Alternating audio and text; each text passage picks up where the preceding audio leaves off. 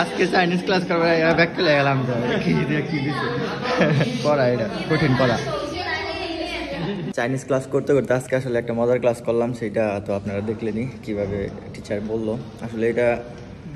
meaning আছে কিন্তু অবশ্যই ভালো মিনিং আছে মিনিংটা হচ্ছে গিয়া এরকম বোঝাইছে 4 is 4 10 is 10 এরকম আর কি তার মানে মাঝখানে ইজ বসাইছে 4 আর 10 আর ইজ এইটার মানে সেম শোনা যায় C C C C C C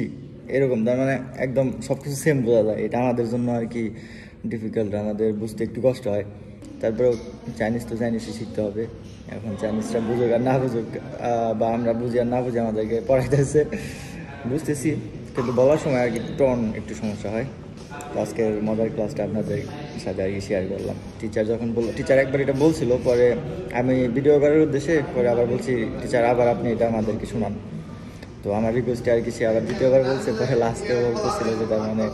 এটা ভিডিও করে না তার মানে লজ্জা পেতেছিল যাই হোক এই